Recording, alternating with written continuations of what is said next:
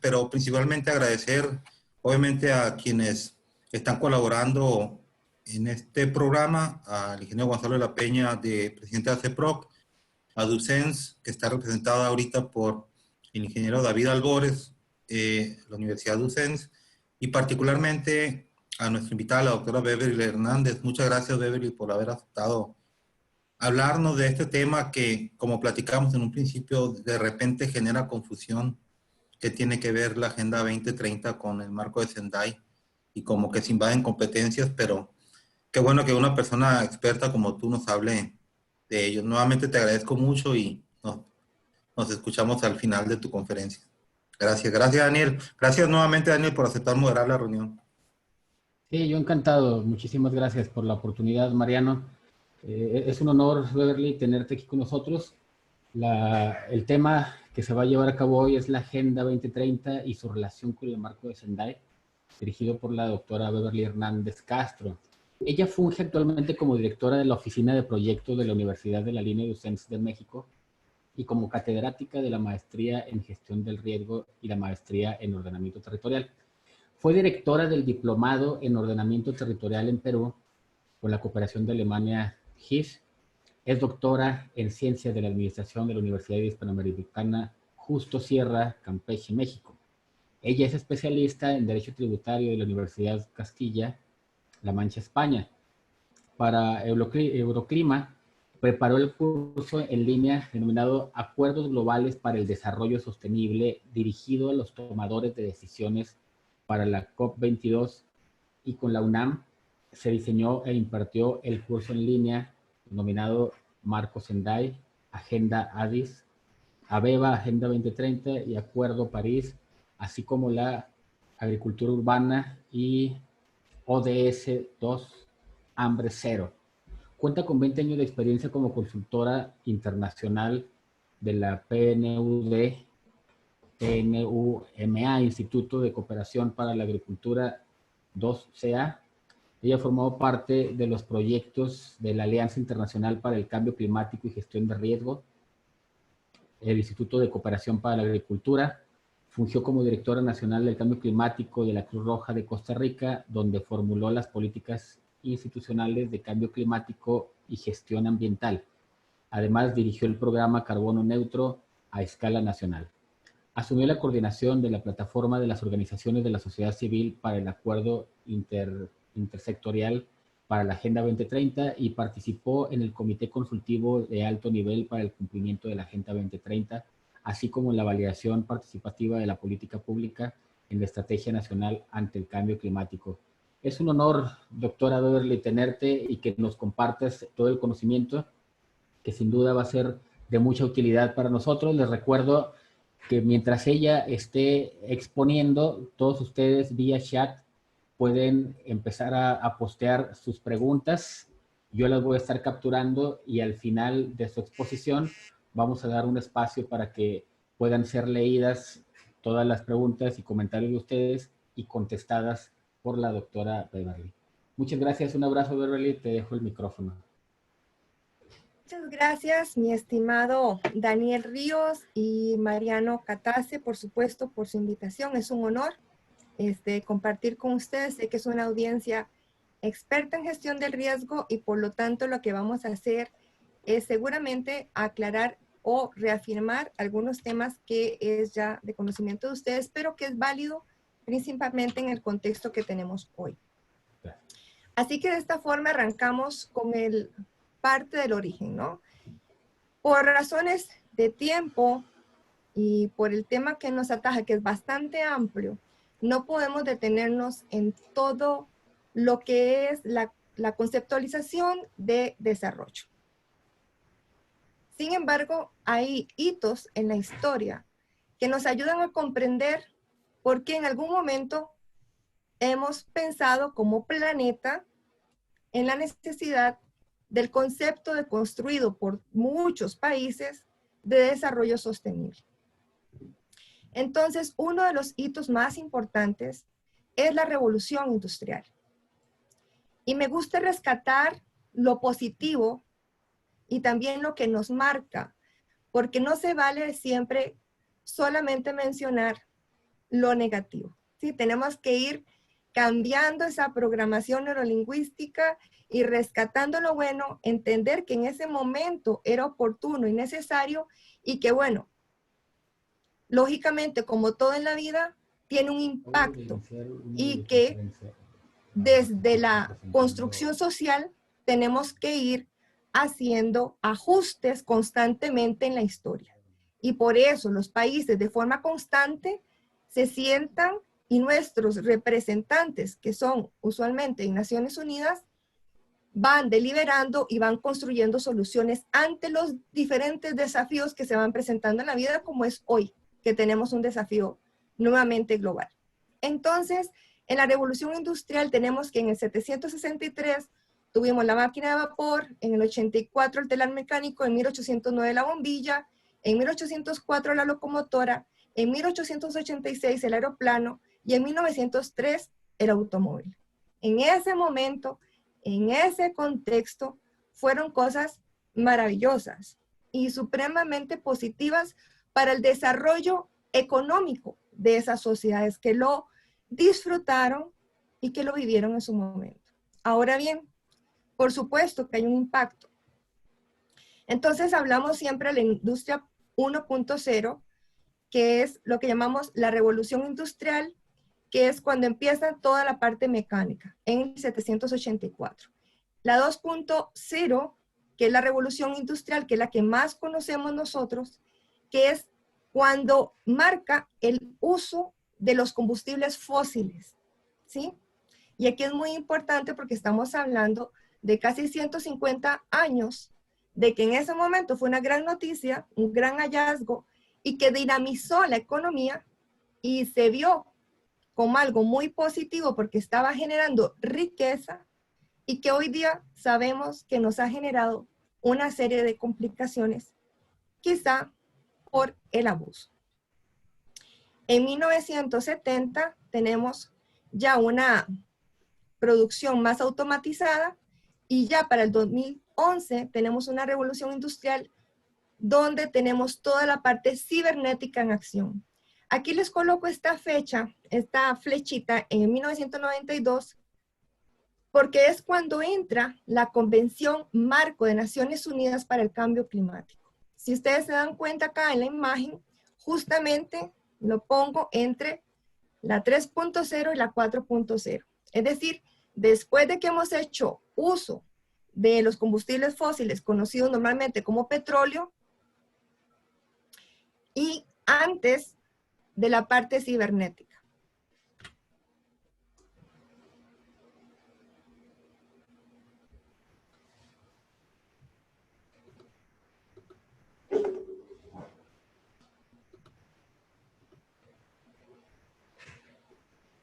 Acá tenemos un pequeño gráfico donde tenemos dos partes. El desarrollo económico, que dice necesita y que es compatible en eso con desarrollo sostenible. O sea, seguimos bajo un mismo paradigma de que necesitamos necesariamente ciclos productivos y dinámicas económicas. Sí, o sea, por sí o sí necesitamos utilizar los recursos naturales. O sea, aún no hemos encontrado una forma de generar riqueza, de generar empleo, de generar industria, de generar desarrollo económico, si no es utilizando y apropiándonos y transformando la naturaleza y los territorios.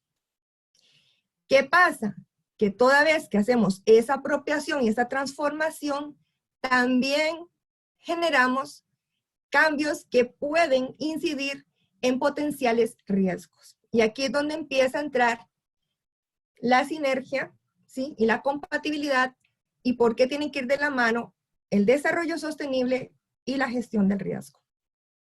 Entonces, ante una mayor probabilidad de desastres, empezamos a pensar en que tenemos consecuencias cuando tenemos un modelo de desarrollo extensivo geográficamente, y cuando hablamos de geografía y hablamos de territorio, hablamos en todas las capas naturales del tejido social y el tejido económico, hablamos de asentamientos humanos en mayores lugares y, por supuesto, en prácticas transformadoras para la subsistencia y los medios de vida como es la agricultura, ganadería, minería y la industria. En 1972, y aquí es importante que vayamos siguiendo las fechas, tenemos una primera advertencia. Y nos hablan de que el resultado de este modelo industrial, es decir, el resultado de haber empezado a utilizar combustibles fósiles para aumentar nuestra capacidad productiva, para dinamizar la economía, tiene un impacto ambiental. ¿Sí? Desde el 72 tenemos una primera advertencia. En el 87 tenemos la presentación del informe Brundtland, donde habla de nuestro futuro común y empieza a hablar de mantener abiertas posibilidades a las nuevas generaciones, es decir, a no consumirnos todos los recursos naturales y transformar los territorios para el bien de la sociedad que estaba en ese momento vigente, en el 87, sino que debían de empezar a pensar en qué pasaba con las generaciones futuras. Y bueno, en el 92, con la Cumbre de la Tierra, celebrada en Río de Janeiro, finalmente empezamos a hablar de nuevas alternativas y hablar de lo que es desarrollo sostenible.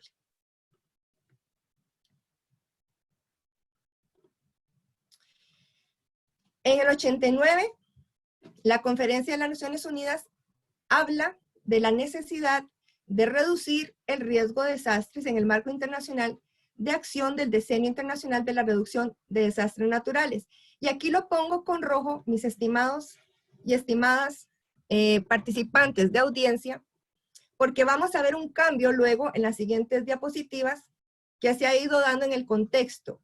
Y esto porque el acercamiento al análisis de la economía, de los modelos económicos, del desarrollo y de la gestión de los desastres ha estado en una constante evolución y una constante construcción que no va a parar ahora, va a continuar.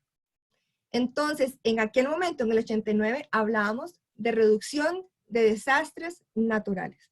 Lo que hoy sabemos que los desastres no son naturales y que lo que hacemos es una gestión del riesgo y no una gestión del desastre como tal. Pero en ese entonces todavía esa era la construcción social del concepto. En el 94, en la estrategia Yokohama, hablamos de prevención, una vez más, desastres naturales y mitigación de sus efectos. En el 99, hablamos de reducción de los desastres, ya vamos evolucionando, y en el 2005 tenemos un marco de acción de Hyogo con un aumento de resiliencia de las naciones y las comunidades ante los desastres. Para concluir, finalmente en el 2015, con el marco de Sendai.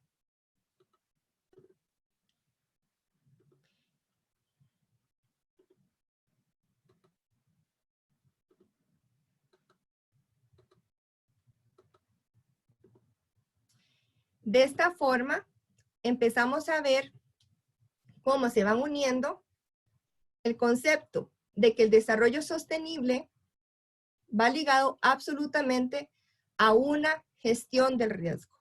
Y aquí tenemos una imagen típica, ¿verdad? Que nos habla de que el riesgo nosotros somos capaces de administrarlo, somos capaces de reducirlo y somos capaces de gestionarlo. Entonces, no es posible hablar de un desastre natural cuando nosotros somos los que muchas veces, por diversas situaciones generalmente económicas, y ya vamos a entrar a esa parte, de pobreza, nos exponemos al riesgo.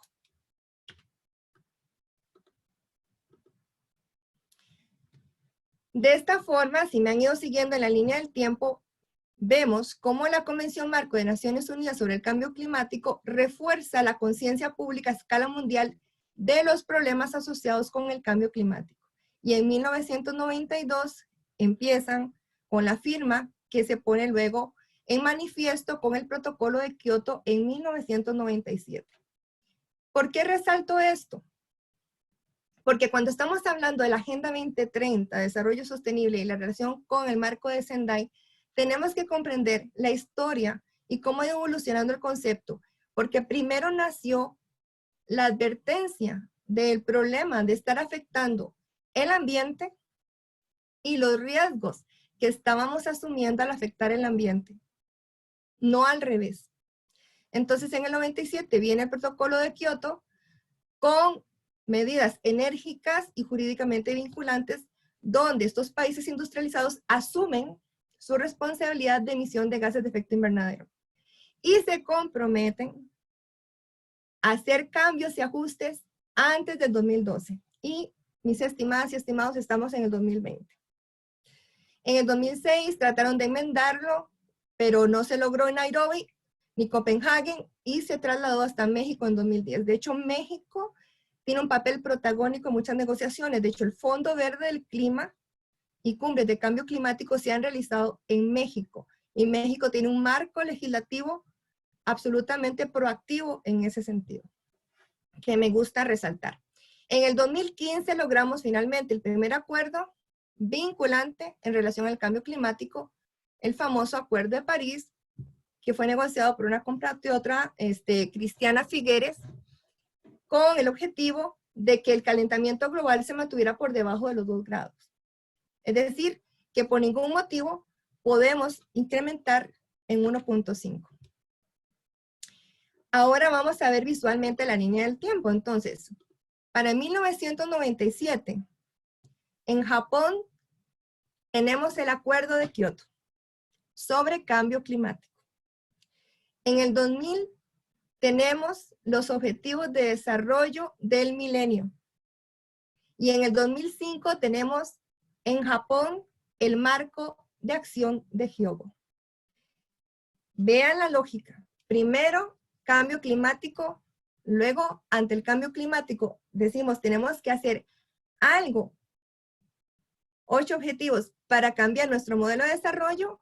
Y además, por supuesto, tenemos que hacer algo para fortalecer la resiliencia y disminuir el riesgo de los desastres. Esta es la lógica de la construcción que nos va a llevar a entender por qué Agenda 2030 y Marco Sendai están absolutamente de la mano.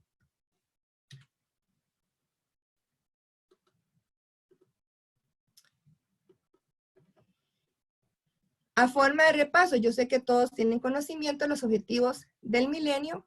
Nada más quiero hacer énfasis acá, en el 7, que habla desde entonces de garantizar la sostenibilidad del medio ambiente. Ahora bien, ¿qué nos habla el Marco de Sendai? De una reducción sustancial del riesgo de desastres y pérdidas ocasionadas por los desastres, tanto en vida, medios de subsistencia, y aquí hago énfasis, medios de subsistencia y salud, como en bienes económicos. Hay una relación directa entre riesgo y desarrollo económico, y por lo tanto, desarrollo económico sostenible. O sea, está previsto en el Marco de Sendai. Físicos, sociales, culturales y ambientales de las personas, empresas, comunidades y países. En el Marco de Sendai, finalmente se logra tejer todas las capas de lo que es una sociedad. Muchas veces somos tentados a echarle la culpa o la responsabilidad de que le toca al gobierno, de que le toca al gobierno local, de que le toca al gobierno supranacional, que le toca a Naciones Unidas, y no asumimos nuestra responsabilidad como empresa o como ciudadano. Y aquí en Marco de Sendai se queda muy claro que la gestión del riesgo nos toca absolutamente a todos y que definitivamente pasa por todas las capas y, sin duda, el desarrollo económico, es decir, la forma en que nosotros nos ganamos la vida, tiene una incidencia directa en el impacto ambiental y, por lo tanto, en generar la posibilidad de riesgos más altos. Muy bien.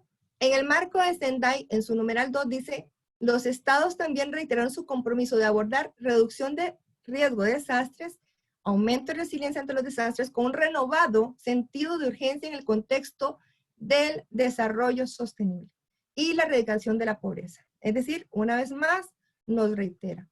Y empezamos a hablar y empezamos a comprender el riesgo y a desmitificar las palabras. Entonces, no, los desastres no son naturales. Y aquí tenemos una imagen típica que seguramente ustedes han visto muchísimo, y es como cuando nos exponemos a un riesgo, como cuando hemos consumido los recursos naturales, estamos construyendo prácticamente un desastre. Hay una concepción de O'Connor y McDermott que dice, un recurso renovable jamás deberá usarse en un ritmo superior al de su generación, cosa que no hemos hecho, señoras y señores, a la fecha. Somos detractores y no estamos regenerando, ni siquiera restaurando. Ningún contaminante deberá producirse a un mayor ritmo del que pudiera ser reciclado, neutralizado o absorbido por el medio ambiente.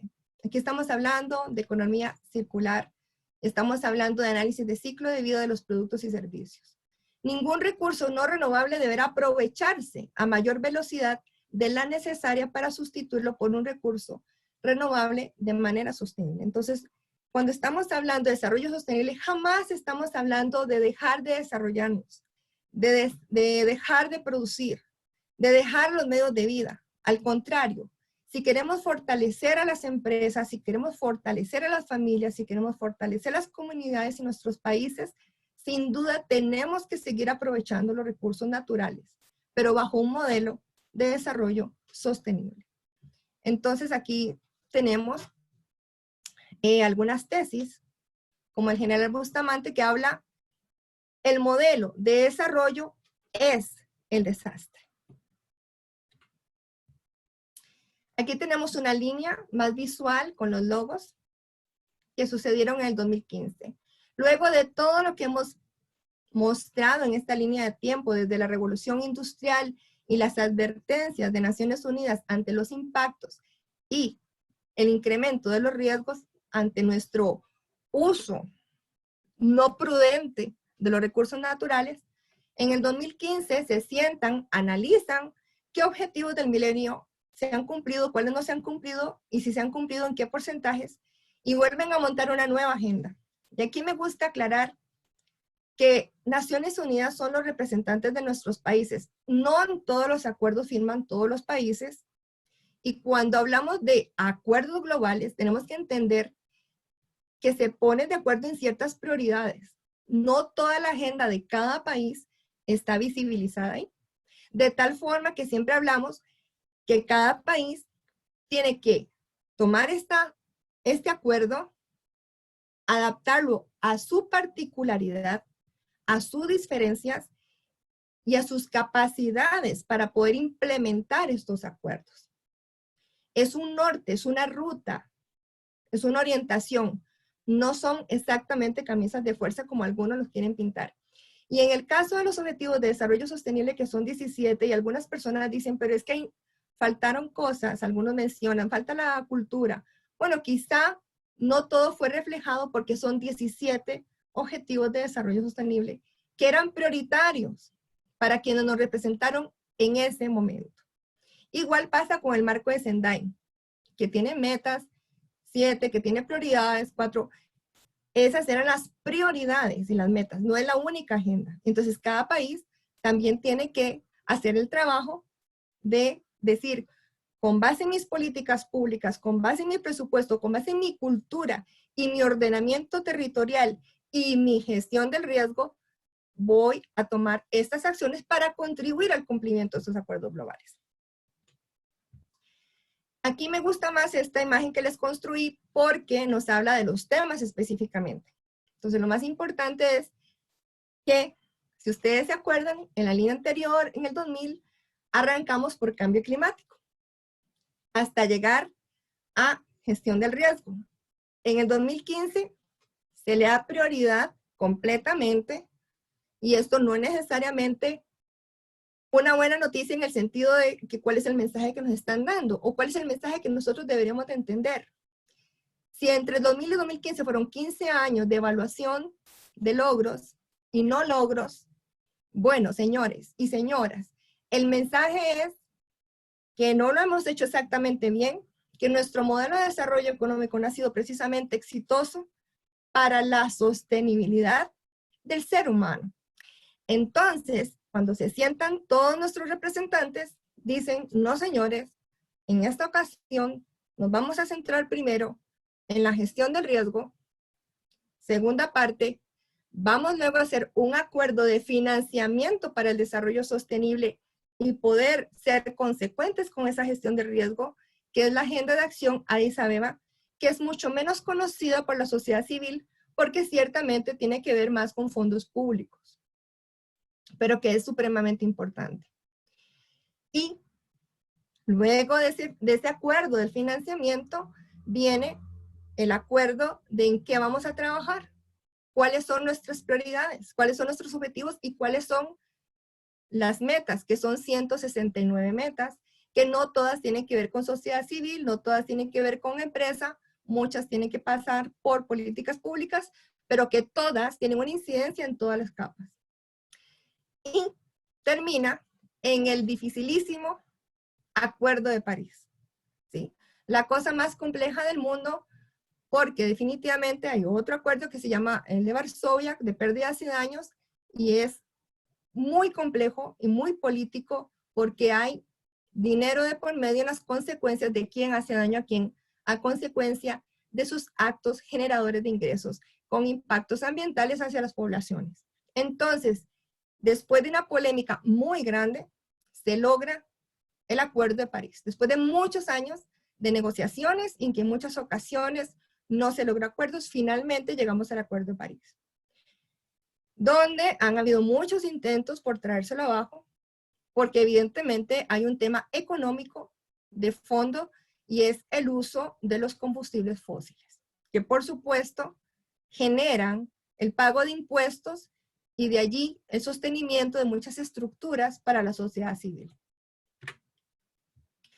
Bueno, entonces estos acuerdos globales y principalmente la Agenda 2030 arranca con el lema de transformar nuestro mundo hoy.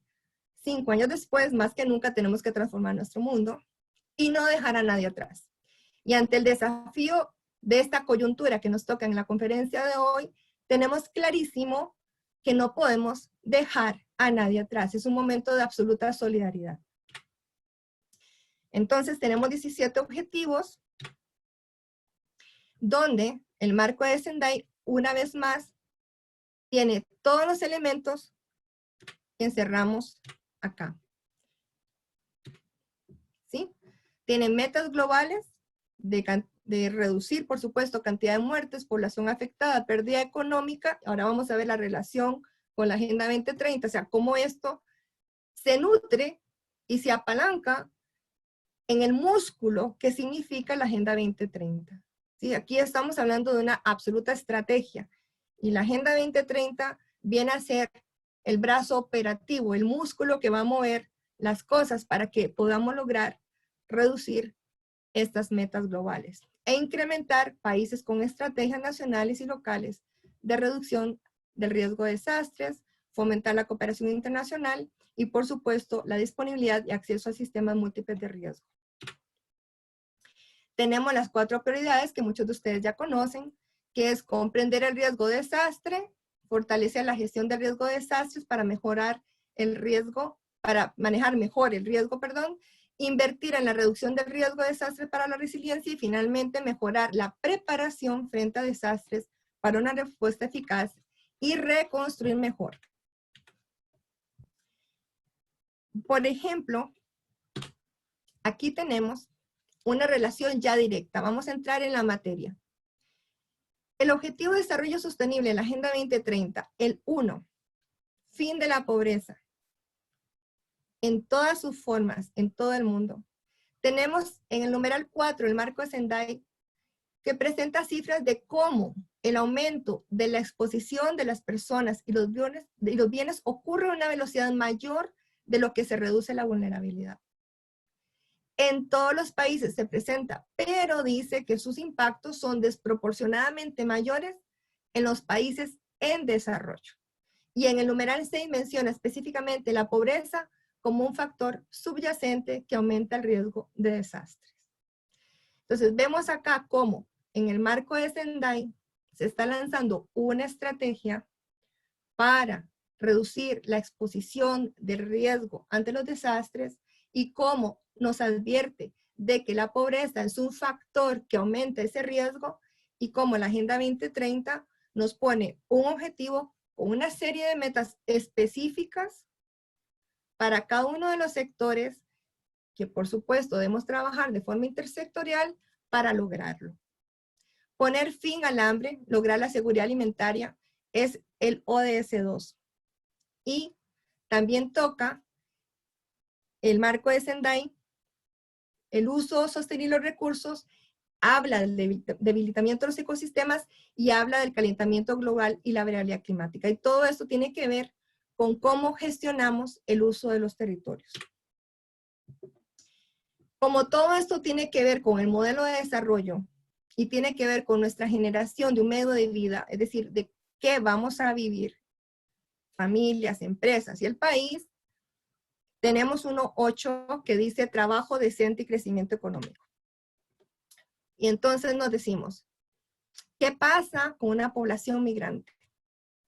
Aquí tenemos un vivo ejemplo de cómo ambos acuerdos trabajan de forma conjunta. La Federación Internacional de la Cruz Roja y la Media Luna nos habla claramente del problema de la migración. Nos habla del problema de sus medios de vida, de recuperar sus ingresos, de recuperar su empleo y su subsistencia, de su protección y su alejamiento. Al mismo tiempo, Naciones Unidas nos menciona cómo la migración y el desplazamiento del trabajo en los países ha generado un problema más serio a raíz de, por ejemplo, la pandemia que estamos viendo. Y cómo la calidad de vida podría mejorarse mediante una educación apropiada. El siguiente ejemplo trata de cómo el marco de Sendai y la Agenda 2030 para el Desarrollo Sostenible se integran a nivel de políticas públicas, de empresa y sociedad civil. Y para este ejemplo, traigo a colación un acto que se dio bajo el marco del Understanding Risk en Centroamérica que se realizó en Costa Rica en febrero de 2020 de este año, que hace alusión absoluta del cumplimiento del marco de Sendai y al mismo tiempo del objetivo 17 de la Agenda 2030, que es fortalecer los medios de implementación y revitalizar alianzas para el desarrollo sostenible, específicamente alianzas público-privadas, reduciendo todo riesgo y todo cambio. Entonces tuvimos a la luz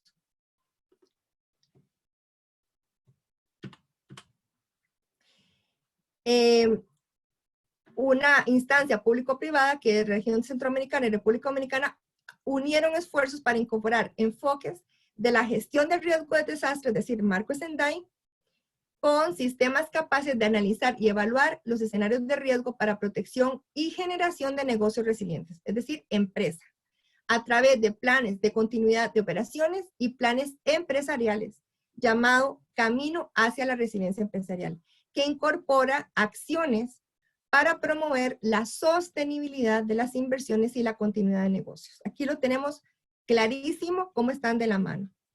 De esta forma, estas alianzas público-privadas para la reducción de riesgo de desastres han cobrado particular interés en los últimos años debido al impacto de los desastres de origen natural en la región, en este caso Centroamérica, y la necesidad de desarrollar planes de contingencia, negocio y prevención.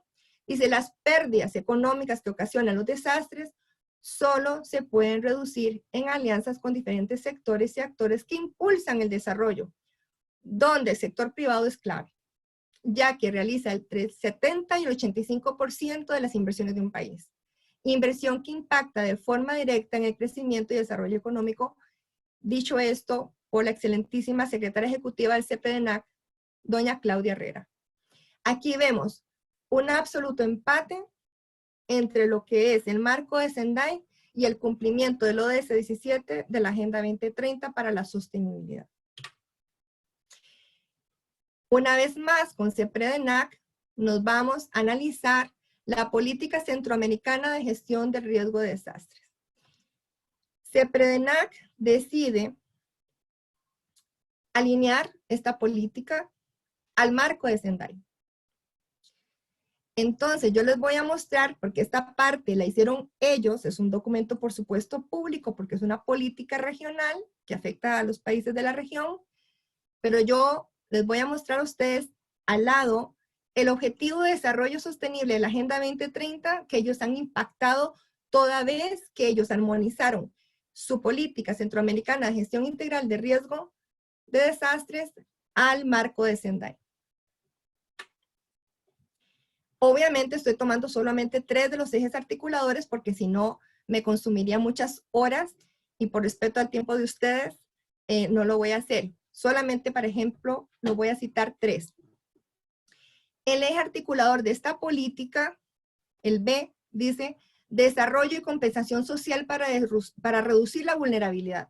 Dice, incorporación de la gestión de riesgos en la educación formal y no formal. Investigación y gestión del conocimiento. Intercambio de experiencias intra y extrarregionales. Esto está armonizado, alineado con la prioridad de acción del marco de Sendai, comprender el riesgo de desastres. Y esto se ve potencializado con el ODS 4, educación de calidad, que dice garantizar una educación inclusiva, equitativa y de calidad y promover oportunidades de aprendizaje durante toda la vida y para todos. Como les digo, el ODS lo pongo yo, lo demás le corresponde a CEPREDENAC. Entonces, el marco de Sendai nos gira una estrategia, un lineamiento, y el ODS nos da un músculo con objetivos y con metas específicas que nosotros adoptamos a nuestras capacidades para cumplir totalmente de la mano. El C, ambiente y cambio climático. Armonización de políticas, estrategias normativas, relación entre gestión de riesgo, desastres y cambio climático. Y aquí vienen las 2 prioridades del marco de Sendai que se cumplen con eso. Por supuesto, necesitan el ODS 13 adoptar medidas urgentes para combatir el cambio climático y sus efectos, para que sea ese músculo con sus objetivos y sus metas que nos lleven de la mano a este cumplimiento. Y lógicamente, cuando hablamos de desarrollo económico sostenible y hablamos de cambio climático y lo que lo genera, tenemos que hablar de un cambio necesario en el modelo de producción y el patrón de consumo de los responsables que somos la sociedad civil. Finalmente, el eje D, como les dije, solo 3 voy a poner, incorporación de la gestión integral del riesgo de desastres en la gestión territorial, gobernabilidad y gobernanza. Aquí, honestamente, van todos. Los 17 objetivos de desarrollo sostenibles se ven impactados positivamente o se requieren implementar como músculos de acción para lograr este eje articulador. Habla específicamente de gestión del riesgo urbano, de ordenamiento territorial, de una infraestructura social, y eso sin duda pasa por el ODS 9, que es construir infraestructuras resilientes, promover la industrialización inclusiva y sostenible y fomentar la innovación. Lograr que las ciudades y asentamientos humanos sean inclusivos, seguros, resilientes y sostenibles. Y no podemos tener eso sin el objetivo 16, que son instituciones transparentes, sólidas, con una visión de justicia y paz. Y lógicamente la gestión de los ecosistemas. También tenemos el tema del riesgo urbano y la resiliencia, donde el instrumento del marco de Sendai lo habla claramente de ciudades y comunidades resilientes, con todos los ejes transversales como es salud y bienestar, educación y por supuesto la equidad de género. Y sin todos estos otros ODS como la reducción de las desigualdades, el acceso a una energía sostenible y asequible, el promover un crecimiento económico sostenible, garantizar agua potable y un uso sostenible para todas y todos, no vamos a lograrlo. Y mucho menos el reto de hambre cero, que es el ODS 2, donde incluye toda la forma en que nosotros explotamos los recursos sostenibles para la alimentación, para la agricultura. Y quería hacer énfasis en que la salud mental es parte del ODS. Hoy, en esta coyuntura que tenemos más que nunca, los objetivos de desarrollo sostenible y la gestión del riesgo están presentes. Y quiero hacer énfasis, antes de terminar, en cambio climático, que es el ODS 13, y que el marco de Sendai ha sido enfático en la exposición al riesgo que nos afronta si no actuamos de forma oportuna, y francamente estamos tarde. El cambio climático lo tenemos como un factor que redimensiona y aumenta el riesgo del crecimiento de todos los vectores. Perdón.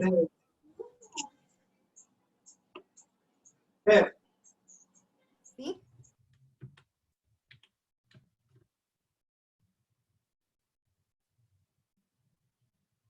Adelante, adelante, doctora. Ahí Ok, alguien había abierto el micrófono, pero ya está cerrado. ok, perdón, creí que eran ustedes, perdón. No, puedes continuar adelante, gracias. Bueno, gracias. Ahí me hablan. Y que las temperaturas más elevadas favorecen la reproducción de todos los vectores. Entonces, ahora más que nunca, dentro de los objetivos de desarrollo sostenible y dentro del marco de Sendai, tenemos una nueva alianza, ¿sí?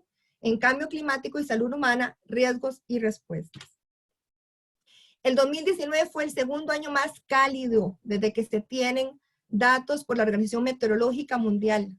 Y el año terminó con una temperatura media planetaria 1.1 y ustedes van a recordar que al inicio de esta conferencia arrancamos con el acuerdo en 2015 que no podíamos por ningún motivo jamás llegar al 1.5 porque si llegáramos a más de 2 grados tendríamos efectos catastróficos para la humanidad.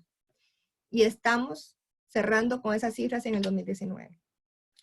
Aparte del cambio climático, en su informe, la Organización Mundial de la Salud advierte que las modificaciones de los límites geográficos de latitud como altitud se deben al cambio del uso del suelo por deforestación, reducción de la biodiversidad, desaparición de predadores naturales y la configuración de las aguas dulces y la densidad de la población humana.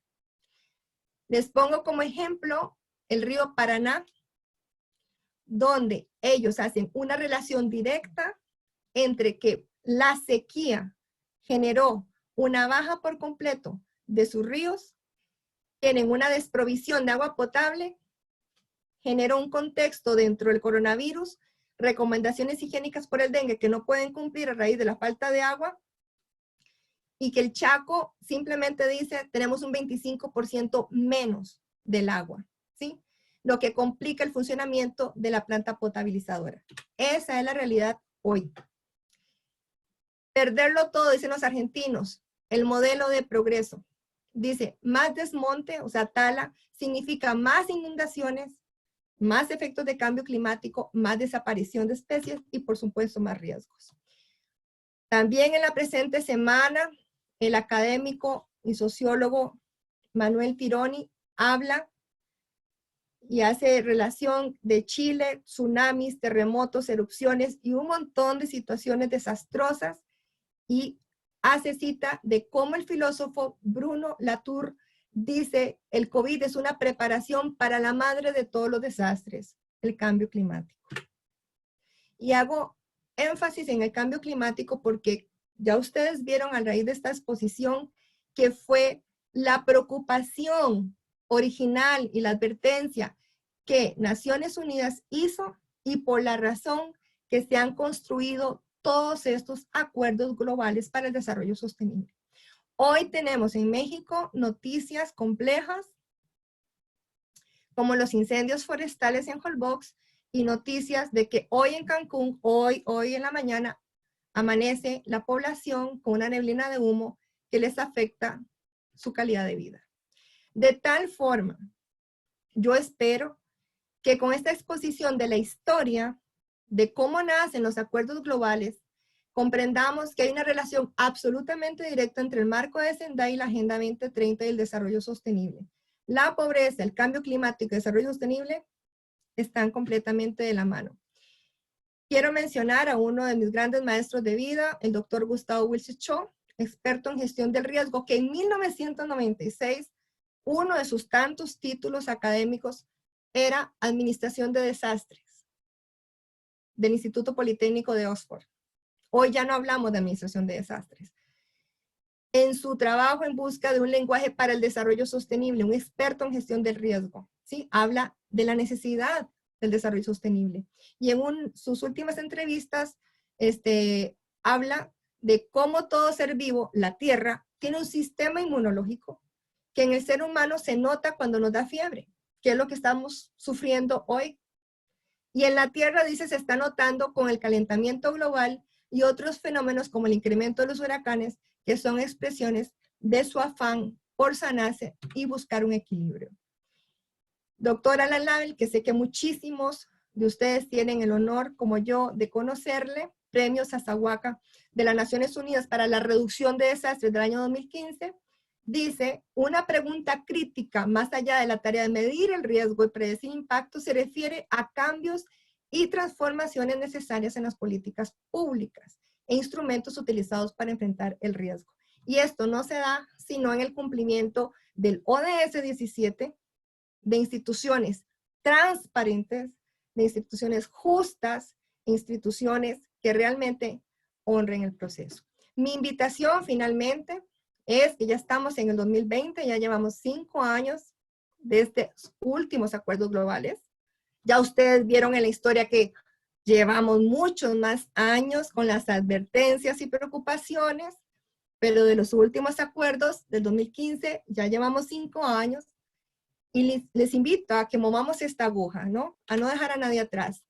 Les pregunto a ustedes, ya en el 5.º año, con el tiempo agotándose, ¿qué estás haciendo tú?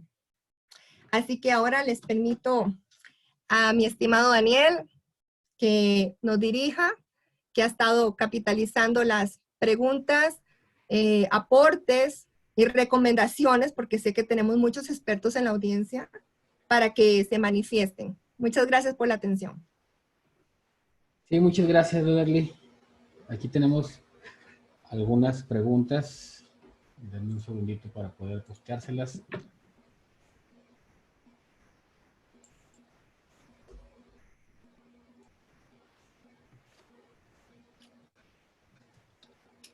Bien.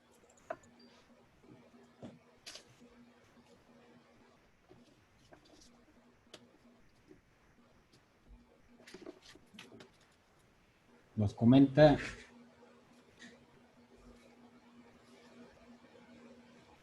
por aquí de la Universidad de Docentes.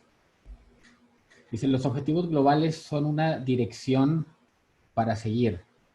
Si el país se compromete a hacer algo y no lo hace, o peor aún, no lo intenta, ¿se tiene algún tipo de sanción?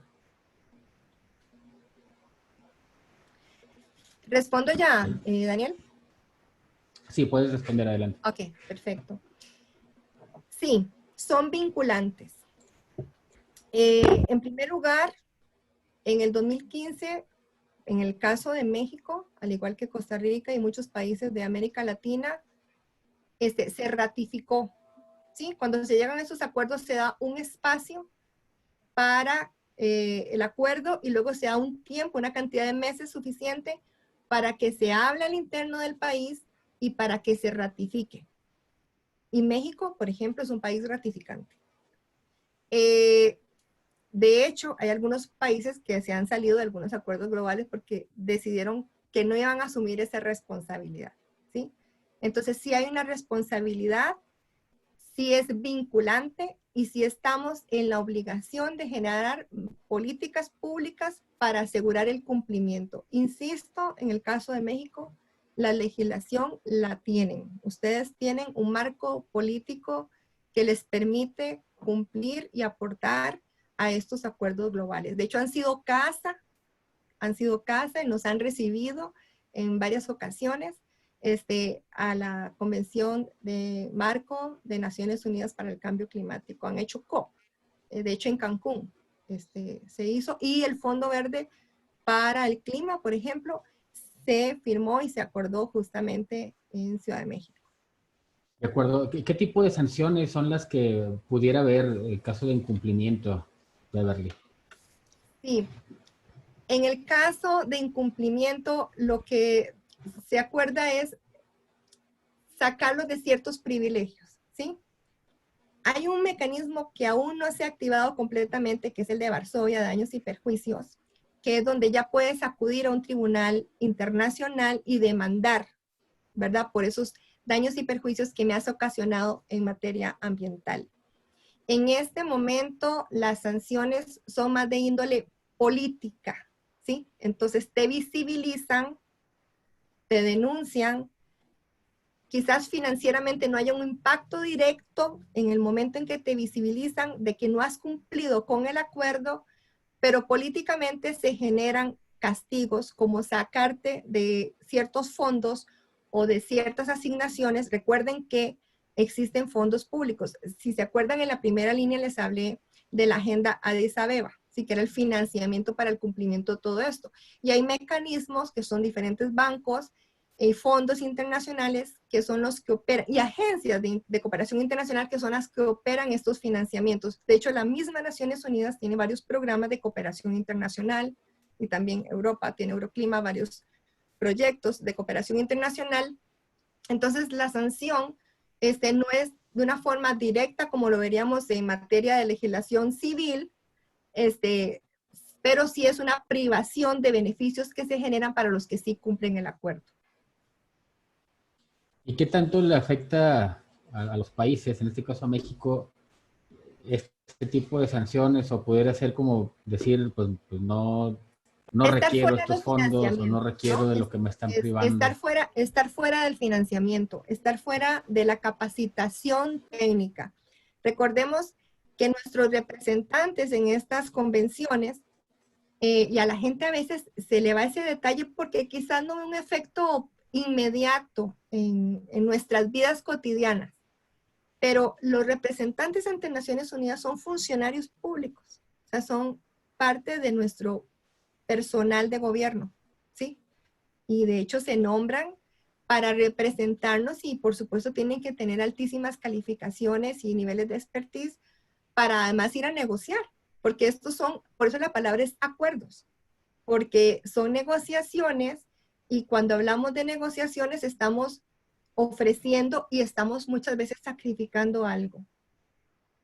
Entonces, parte de lo que se ofrece como beneficio en un acuerdo es que si hemos acordado trabajar para el desarrollo sostenible y si estamos acordando trabajar para la reducción de riesgo, por supuesto, los fondos que tenemos de cooperación internacional que salen del aporte de cada gobierno, esos fondos los vamos a priorizar en países que han firmado el acuerdo y que están cumpliendo. Por ejemplo, en materia de cambio climático se tiene que estar informando de cuál es nuestro avance en la mitigación de gases de efecto invernadero, en nuestras medidas de mitigación al cambio climático, qué acciones estamos haciendo para adaptarnos ante el cambio climático. En esa medida en que estamos haciendo reportes bianuales, y de ahí se generan un montón de informes para los siguientes acuerdos, en esa medida yo tengo derecho entonces a pedir financiamiento o a hacer prioritario mi financiamiento. Es decir, si México está cumpliendo, va a tener un orden prioritario en capacitación técnica, que es parte de lo que se hace en cooperación internacional, y por supuesto en financiamiento para ejecutar proyectos y programas que benefician a la sociedad civil mediante políticas, en el caso del cambio climático, de mitigación y adaptación al cambio climático, o en el caso del marco de Sendai para la reducción de desastres. Entonces, la sanción es no estar allí, es no tener derecho a, porque no estoy cumpliendo. Se supone que son acuerdos y algún país no quiere firmar y no entra dentro de ese acuerdo, obviamente estaría incumpliendo en esa reducción, digamos, al tema del cambio climático. Al decir, yo no firmé, no me comprometo, pero sí están afectando al cambio climático, hay sanciones a los que se vean sometidas. Hay países que se han salido, ¿verdad? Sin embargo, salirse de los acuerdos no es tan sencillo porque estos mecanismos han tratado de prever acciones políticas, ¿verdad? Y cuando estoy hablando de acciones políticas, vamos a tratar de separar. El tema político es una palabra sana y la política la ejecutamos todos. No puede haber nadie que diga yo no soy político, ¿sí? Porque tan solo no ir a votar, yo ya tomé una decisión y ya estoy afectando un resultado en mi país, con solo no ir a votar, ¿sí? Entonces la gente que dice, no, yo no me meto en política, yo no fui a votar, ya ahí tuvo una incidencia con el no voto, ¿sí? De la misma forma pasa a nivel internacional. Estos mecanismos, conociendo la politiquería, porque tenemos que separar el término, la política es sana, es necesaria, es estratégica, la politiquería que piensa en el beneficio en el corto plazo. Entonces yo vengo a ustedes, como les dije, todo esto, el trasfondo, es un modelo de desarrollo económico, porque en la forma en que estamos utilizando los recursos naturales, en la forma en que transformamos los territorios, es lo que nos tiene en líos en este momento. Entonces, si yo vengo en este momento con ustedes a fungir como gobernadora o alcalde o algún puesto de estos importantes, y yo, por ejemplo, para citar el tema de los glaciares, digo, no voy a aprobar la ley de los glaciares, porque en este momento político genera desempleo y a mí como política no me conviene porque no me van a reelegir, porque me van a decir, usted nos dejó sin empleo porque cerró las industrias que generaban calentamiento y van a tener como consecuencia el derretimiento de los glaciares, yo no voto por usted.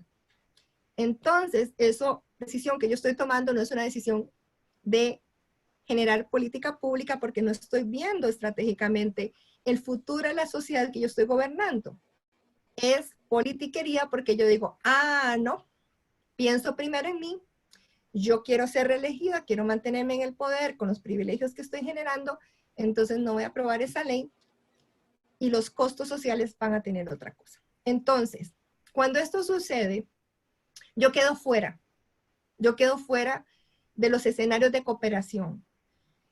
Algunos países lo han hecho, pero previendo esos mecanismos no se puede hacer de inmediato. Entonces, países que han querido salirse del Acuerdo de Cambio Climático, que es el más polémico de todos porque está ligado al tema de los combustibles fósiles y es directamente el modelo de desarrollo económico vigente, y se han querido salir, no pueden salirse de inmediato. Tienen que pasar todo un proceso de 2 años y más, y luego se les vuelve a consultar, ¿están seguros? Porque en esos 2 años o más puede hacer que esa persona que por muchos motivos dijo no quiero estar allí, ya no esté, porque esa es la dinámica política, ¿verdad? Tenemos un dirigente hoy que piensa de esta forma y mañana ya no está. Entonces no es tan fácil salirse de un acuerdo global, ¿sí? No es tan sencillo salirse de una negociación. Pero el problema es que una vez que yo me salgo de los beneficios. Me salgo de los beneficios. Y entonces me salgo de tener derecho como país a acudir a fondos de cooperación internacional, pierdo el beneficio de tener cooperación técnica, de obtener conocimiento, y es ahí donde se manifiesta la principal sanción. Como les digo, hay un mecanismo que es el de Varsovia, de daños y pérdidas, que ha sido muy complejo y que ese sí estipula específicamente la arbitrariedad para denunciar el tema ya legal de si me has ocasionado un daño, pero ya es una figura más de derecho internacional y donde tienes que mostrar evidencia que me ha generado un daño específico y cuantificarlo. Pero en este momento, lo que son los acuerdos globales, las sanciones están en no obtener los beneficios, es decir, quedarme por fuera de una agenda que trae beneficios regionales o globales. De acuerdo, muchas gracias. Ahora tenemos por aquí una pregunta de Cristian Domínguez. Dice, buenas tardes, soy la doctora Cristian Domínguez, investigadora del Centro de Ciencias de la Atmósfera. ¿Podría haber alguna manera o índice en el que se midiera qué tan buena es la gestión de riesgos o dependerá solo del dinero que se gasta en desastres? Bueno, precisamente ya existen organismos que están haciendo precisamente la investigación. Yo no soy especialista en indicadores de gestión de riesgo. Eso lo hemos hablado en diferentes ocasiones con nuestro querido presidente del Colegio Mexicano de Profesionales de Gestión del Riesgo y Protección Civil. Este campo del que estamos hablando hoy es extremadamente amplio y es difícil poder ser especialista en todas las áreas del conocimiento. Entonces, la pregunta que me hace es muy valiosa. Yo le puedo comentar, precisamente el doctor Alan está involucrado en la construcción de indicadores, pero eso es otro campo de conocimiento. Y la construcción de indicadores de gestión de riesgo es para estos especialistas. Sí se está trabajando en eso y es precisamente lo que les comentaba a responderle al compañero de la pregunta anterior y que Daniel enriqueció. Efectivamente, el no pertenecer a estos acuerdos globales o a no cumplirlos, yo me pierdo la oportunidad de tener esos beneficios. Precisamente la cooperación internacional que se manifiesta gracias a que mi país firmó un acuerdo, nos permite fondos y nos permite cooperación técnica para que yo pueda construir indicadores de gestión de riesgos. Cuando ella me dice, no, o dependerá solo del dinero que se gasta en desastres, no. El tema económico siempre va a ser parte de un indicador. Recordemos que un indicador parte de una línea base, ¿sí? Entonces, estamos hablando de lo que me estás preguntando, que es gestión del riesgo. Tengo que partir de una línea base de gestión del riesgo y, por supuesto, tengo que tener como ruta el marco de Sendai. Pero en materia de gestión de riesgos es tan amplio que tengo que ubicarme en cuál área del conocimiento estoy. Entonces, si por ejemplo yo estoy hablando indicador de gestión del riesgo asociado al cambio climático, es todo un área del conocimiento y tengo que partir de una línea base. Es decir, ¿se ha hecho indicadores antes o no? No lo vamos a hacer. Vamos a construir la línea base y a partir de ahí construir indicadores. El tema económico es un tema transversal y tiene que ver más con el modelo. Si yo quiero construir indicadores de inversión en gestión del riesgo o inversión en la reducción de los desastres, ¿verdad? Eso sí, eso también lo podemos construir, pero entonces estamos entrando en un tema de políticas públicas en lo que es la inversión pública y la gestión de riesgos. Entonces, sí se están construyendo, en muchas áreas del conocimiento ya existen, pero para poder responderte tendríamos que cerrarnos a uno o varios campos del conocimiento. De acuerdo, muchas gracias. Nos comenta por aquí también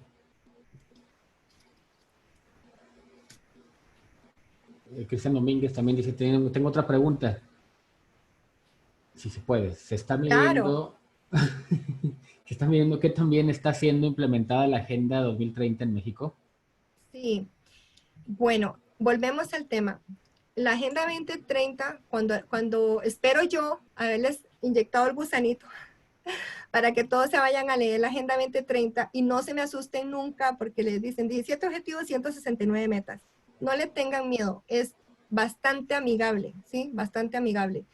Y cuando ustedes la lean con detalle se van a dar cuenta que estas metas, hay campos para la administración pública, o sea, hay metas en cada uno de los objetivos que tienen que ser cumplidas por los gobiernos. Otras en que el sector empresarial puede aportar, otras en que la sociedad civil podemos aportar. Y, por ejemplo, en Costa Rica lo que hicimos fue un pacto intersectorial. Entonces, se unieron el sector académico, o sea, se invitaron las universidades, los científicos, todo el sector privado, empresas privadas, el gobierno local, el gobierno nacional y representantes de la sociedad civil. Y se hizo un pacto para poder cumplir, porque ustedes ya verán que en cada uno de esos objetivos hay metas que son de unos y otros, pero que lo ideal es cumplirlas de forma conjunta. En cuanto a medición, por ejemplo, los países tienen que estar rendiendo informes, ¿sí? Año con año ante Naciones Unidas, los gobiernos tienen que estar rindiendo informes y para eso han tenido que construir indicadores, como me preguntaba la doctora Cristian. Por eso le decía que, ¿en qué área? Porque es amplísimo. En el campo de la Agenda 2030, los gobiernos tuvieron que comenzar por construir indicadores y en muchos casos no tenían línea base, algunos la información no estaba desagregada. Por ejemplo, el tema de la pobreza, un tema impresionante. Entonces, han tenido que empezar por construir la información y desagregar, ¿sí? Pobreza es multidimensional.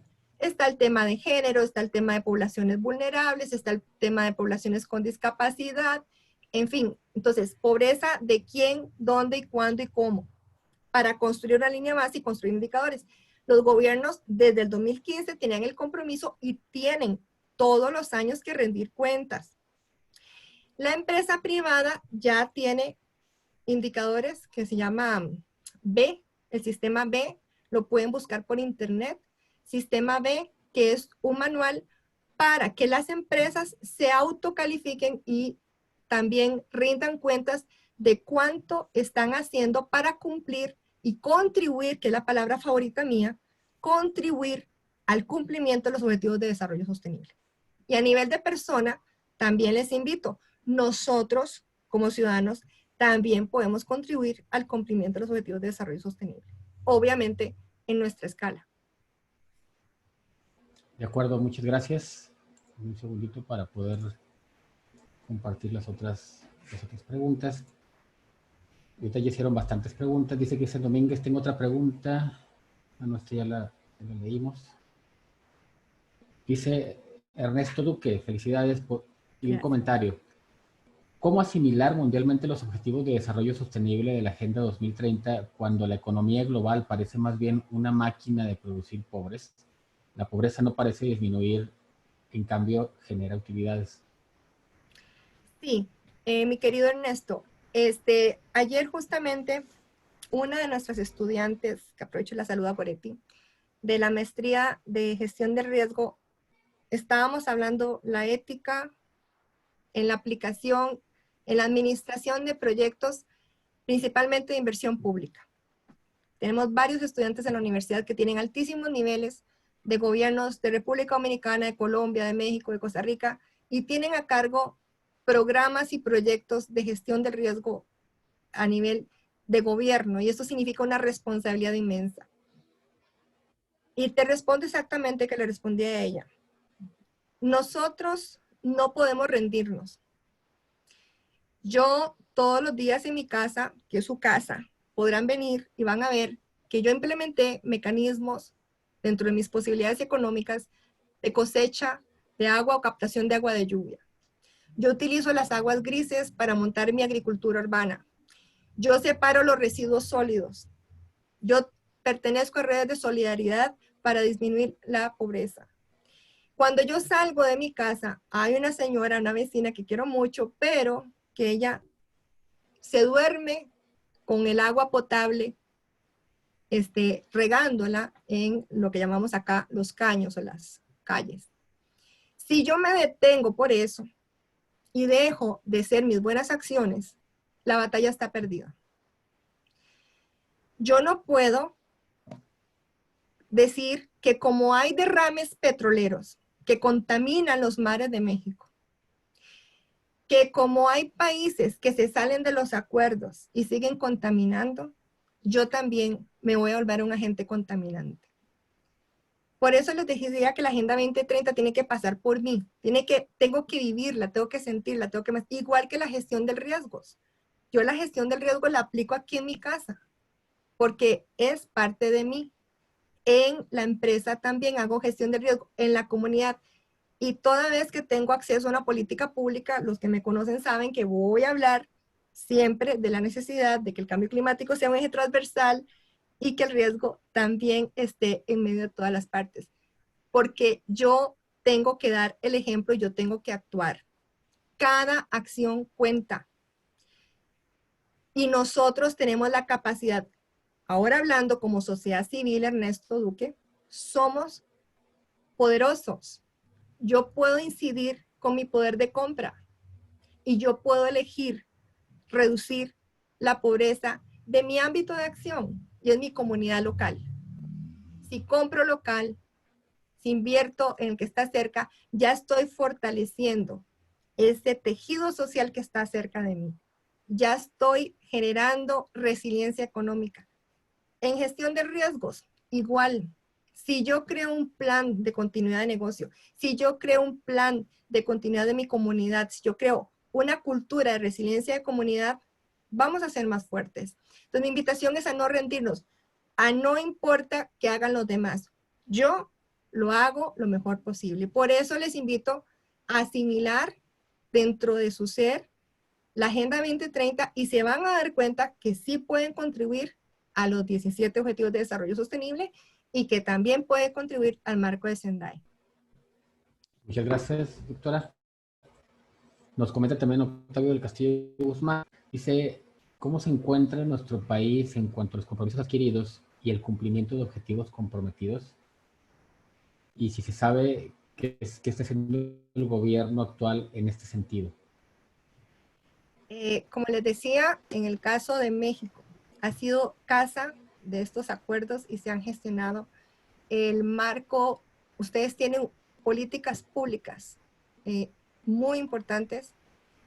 De hecho, desde la Secretaría de Educación Pública yo tuve el honor de contribuir en algún momento hace 6 años atrás, 6, 8 años atrás, en un diplomado de desarrollo económico sostenible que llegó a tener una proyección de 2 millones de maestros.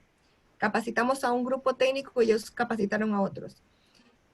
A nivel local, trabajamos con el gobierno de Guanajuato, de León, Guanajuato, y se implementó todo un programa para la carbono neutralidad donde estaba el sector privado, el sector institucional y la sociedad civil. Yo creo que ustedes tienen todo el potencial. Sería irresponsable e irrespetuosa de mi parte evaluarlos en este momento y decirles si lo están haciendo bien o lo están haciendo mal. Sí les puedo decir que hay mucha gente que lo está haciendo bien, ¿sí? Hay un sector de empresas como Arraiz que me consta lo están haciendo magnífico, ¿sí? Hay un grupo de profesionales, como es este Colegio Mexicano de Profesionales de Gestión de Riesgos, que están totalmente comprometidos con los 4 acuerdos globales porque comprenden la sinergia que hay. Sería injusto hacer una calificación general del país, porque es un país maravilloso, del cual yo vivo enamorada y agradezco muchísimo. He estudiado ahí, he trabajado allí, sigo trabajando para México, y no podría yo hacer una generalización, ¿sí? Menos en una coyuntura de cambio de gobierno y menos en una coyuntura de pandemia. Yo insisto en que tienen suficientes políticas públicas, que tienen grandes avances y que las cosas que no están bien, porque obviamente hay cosas que no están bien, pueden corregirlas y que la sociedad civil tiene la capacidad ahora con las redes sociales de evidenciar lo que no está bien y proponer, porque es una sociedad civil en México muy sensible, muy inteligente y que tienen mucha capacidad de análisis y mucha capacidad de aportar.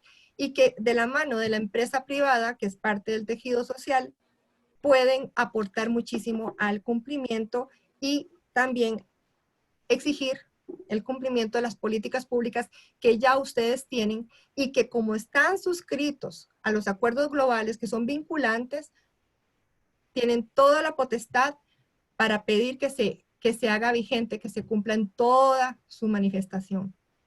De acuerdo. Muchas gracias, nos dice María Patricia Pinto Gordillo. Hace algunos años se empezó con un programa de fondo verde en el sector turismo, pero no existe mucho avance. En este programa involucraba separación de basura, lavado de toallas, si lo requiere el cliente que se hospeda más de un día, ahorro de energía eléctrica, quitar colchas en camas, aguas en jarra, etc. Quisiera saber si hay financiamiento para llevar a cabo estas acciones. Sí, los financiamientos existen y de hecho, por ejemplo, en Quintana Roo, específicamente en Cancún, hay toda una oferta hotelera que tienen el cumplimiento estricto de la Agenda 2030, o sea, que son todo un ejemplo y que también cumple con la intención de la gestión de riesgo. O sea, sí existen empresas turísticas, tanto a nivel de hotelería como todo el sector turismo. Lo he visto, me consta, principalmente en Quintana Roo, lo he visto más, que tienen toda la estructura, o sea, tienen plan de continuidad de negocios, tienen todo lo que es el programa de protección civil, tienen todos los protocolos necesarios para la gestión del riesgo, tienen todos los protocolos ambientalistas para la protección de sus recursos y uso eficiente de sus recursos, involucrando al cliente a que pertenezca a estos programas. Entonces, claro que existe financiamiento, claro que existen ya empresas que lo están haciendo. Creo que aquí la pregunta es por qué algunos no lo están haciendo. Y yo más bien le lanzo la pregunta a ustedes. Si algunas empresas no están cumpliendo, a pesar del gran esfuerzo que hacen otras por ser responsables con el ambiente, por tener programas de responsabilidad social empresarial y procurar reducir la pobreza y desarrollar al microemprendedor y potencializar la economía local, como se está haciendo, ¿por qué las personas escogemos empresas que no lo hacen? Empresas turísticas, empresas hoteleras, empresas de otro tipo. Entonces, aquí hay un factor importante y es la educación. Necesitamos apostar a la educación para cambiar el patrón de consumo y que nuestro consumidor, que tiene el poder de decisión con su dinero, premie, elija a quien cumple con medidas de ahorro de energía eléctrica, de no lavado sin necesidad de colchas, de todo, de planes de reforestación, porque hay hoteles que te invitan a reforestar. Entonces creo que tenemos que apostarle más a la cultura ciudadana, a la acción que nosotros podemos hacer para premiar a estas empresas que ya están haciendo un esfuerzo no obligatorio para contribuir a los objetivos de desarrollo sostenible. Muchas gracias. Nos comenta también por aquí José Luis Moreno Chacón. Dice, ¿cómo se podrán articular todos los puntos con las entidades de gobierno, la iniciativa privada y la sociedad para evitar que la especulación y los intereses económicos pasen sobre el fin principal, que es el desarrollo del ser humano en una forma holística y sustentable? Gracias, José Luis. Fíjate que los mecanismos de articulación ya existen, ¿sí? Ya existen comisiones, ya existen mecanismos intersectoriales. Lo que falta es ética. El tema es, como se nos mostré en la conferencia, toda la problemática ha sido visibilizada y advertida desde hace 150 años, ¿sí? Por la razón que seguimos en esta circunstancia de no articulación, donde sí existen mecanismos, porque como les digo, las políticas públicas de ustedes son ejemplares. Y muchos otros países las estudiamos como un marco de referencia. Y ustedes las tienen a nivel local, a nivel de gobierno, de gobernaciones, y a nivel de estados y a nivel nacional. Y además, a nivel supranacional, tienen estos acuerdos globales que ustedes han firmado. Entonces, los mecanismos existen, las redes existen. Y por eso les hablaba de Arise, porque es el brazo de la empresa privada que está apoyando completamente todos los esfuerzos de Naciones Unidas para esta agenda de sostenibilidad. Si alguien no se vincula, si alguien no se articula, es porque no quiere.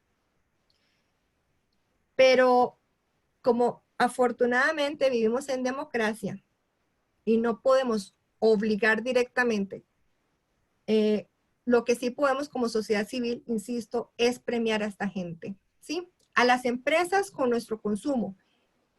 Y señoras y señores, con el voto a quien hace las cosas bien.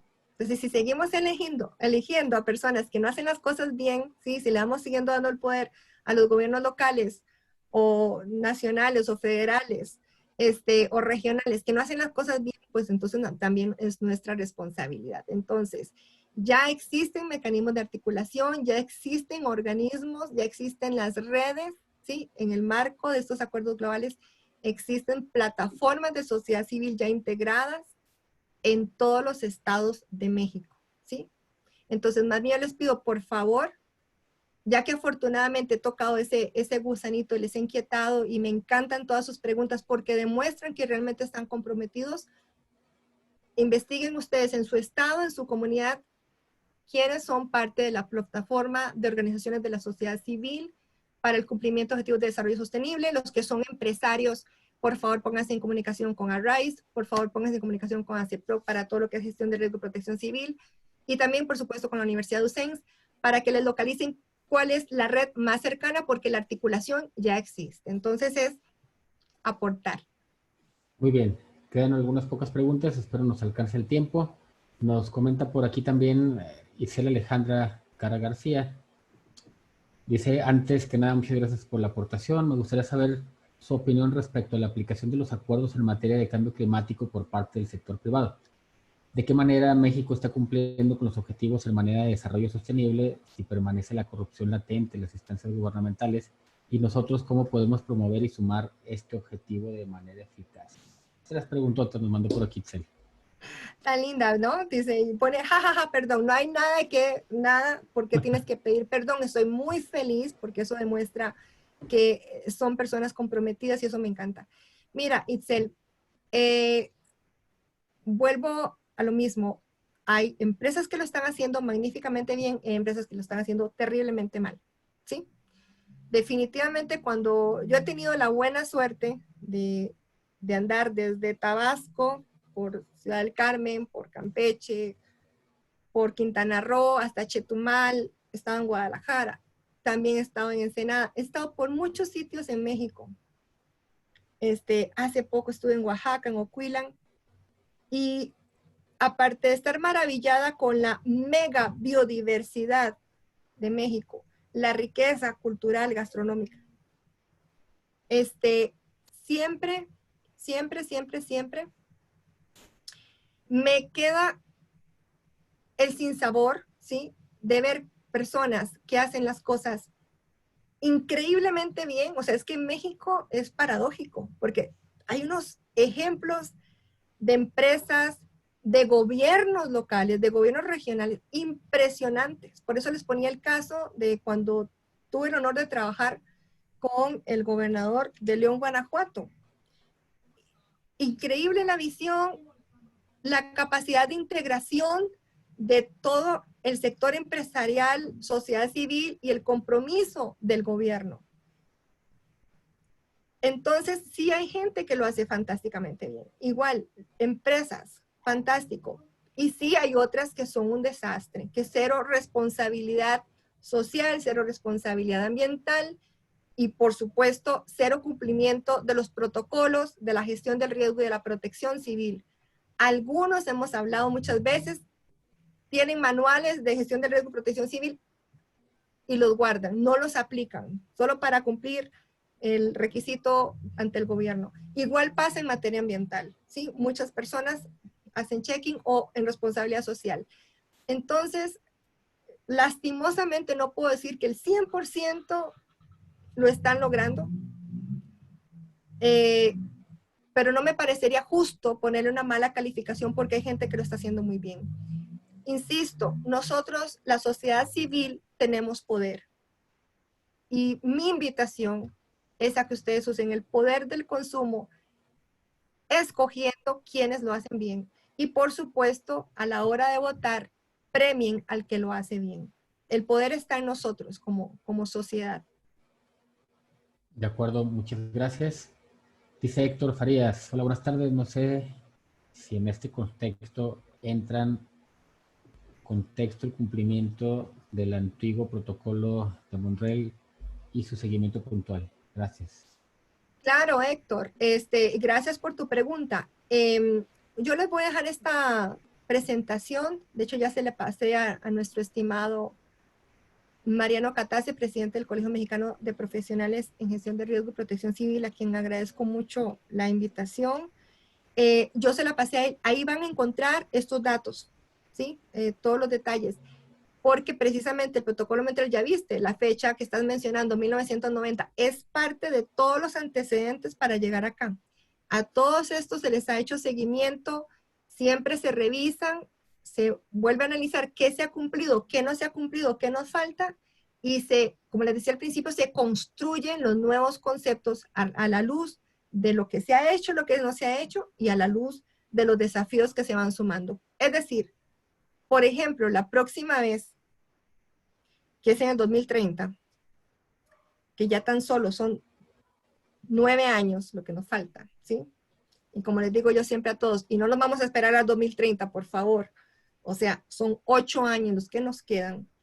Pues, por supuesto que toda la concepción de gestión del riesgo y toda la concepción de desarrollo económico sostenible va a variar muchísimo, porque este evento que tenemos ahora de pandemias que paralizan al planeta al mismo tiempo y que tienen una impactación en el crecimiento económico y nos mandan una depresión económica de inmediato y que ya están saliendo las tesis de que tenemos que transformar, ahora sí que se ha dicho muchas veces, transformar los modelos de petróleo y combustibles fósiles a energías limpias y fortalecer el consumo local y etcétera, etcétera, etcétera.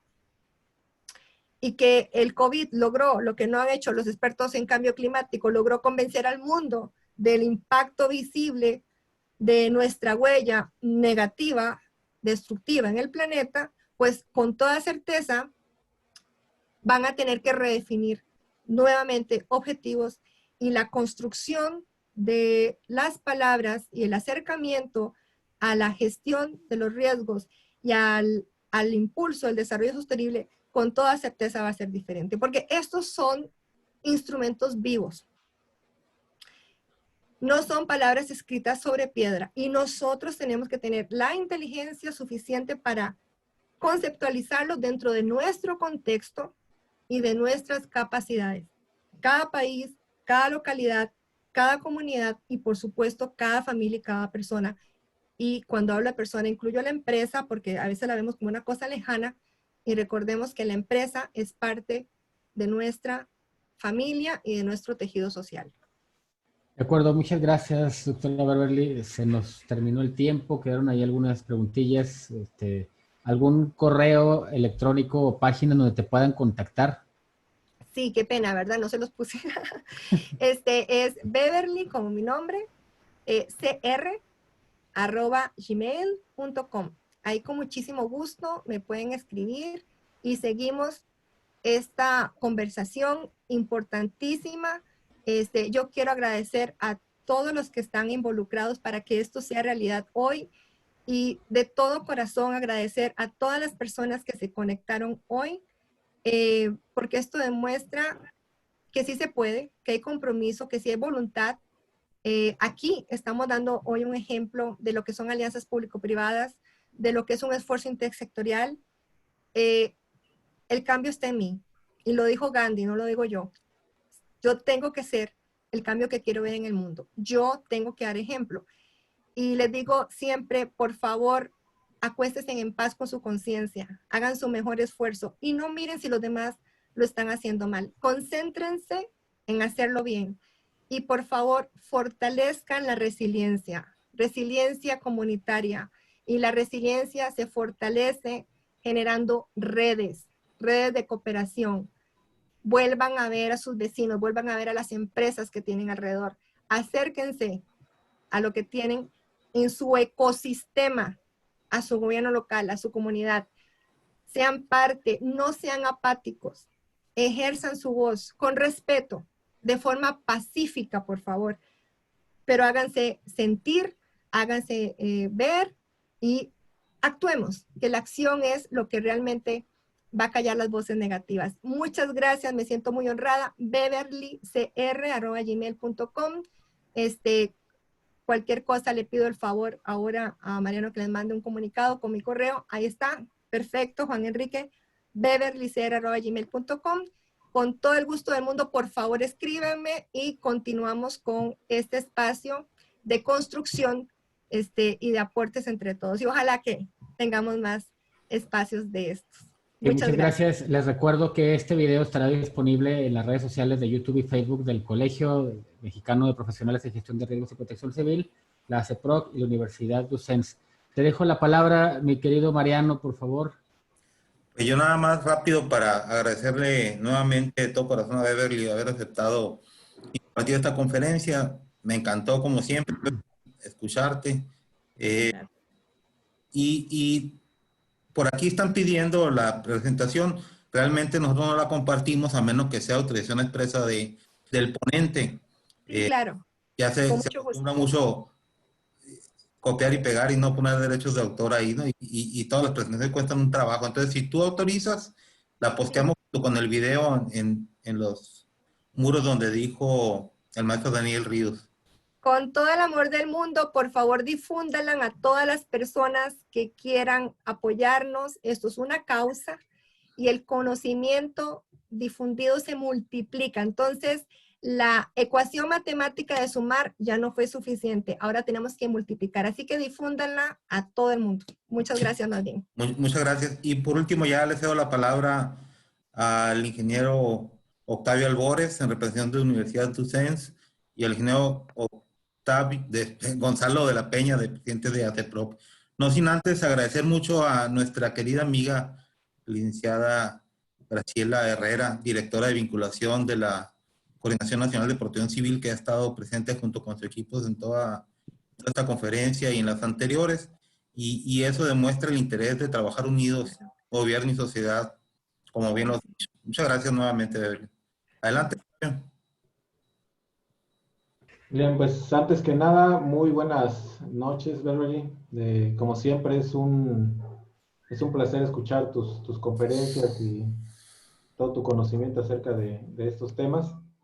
A nombre de la Universidad UCENS, quiero agradecer esta presentación, este tiempo que nos dedicaste y más que nada también las puertas abiertas que estás dejando para que pues, mediante este contacto podamos seguir manteniendo esa línea de comunicación y de intercambio de ideas. Pues un saludo allá hasta Costa Rica. Muchas gracias y muchas felicidades. Abrazo, gracias. Beverly, pues me toca a mí. Muchísimas gracias. Y qué bueno que hablaste del tema culinario. La última vez que nos vimos fue precisamente en una muy buena comida. Y bueno, yo quería pues agradecerte pues a nombre de la asociación. Ya Mariano habló de Cheli, Octavio ya también. Y mencionaste a Claudia Herrera. Por ahí la vamos a tener en breve aquí también en uno de estos espacios. Excelente. No tardamos en publicar esto, ya Mariano lo está arreglando. Ya ves que Mariano es el especialista para estos temas. Sí. Entonces, en breve vamos a tener a Claudia por acá. Y pues a todos les agradezco mucho el que se sumen a esta iniciativa que ya tiene un ratito. Con esta creo que es la 10ª conferencia. Y pues hay muchas más. Tenemos muchas más para todos. Qué Y bueno. pues gracias otra vez, Beverly, y espero que nos veamos pronto. Ustedes. Ahora que vengas a playa, te toca acá, ya fuimos a la Ciudad de México. Octavio ya está preparando algún qué bien. regional chapaneco para eso, entonces Bravo. por acá nos veremos pronto. Gracias, querido. No, gracias. Con a ti. muchos deseos de volverte a ver. Gracias, igualmente. Muchas gracias a todos. Gracias nuevamente, Beverly. Buenas noches. Saludos Abrazo. Bendiciones para todos. Saludos a nuestros amigos del Salvador, de Perú, de México, que estuvieron también conectados. Bravo. Nos vemos en la próxima. Gracias. Muchas gracias, bendiciones para todos.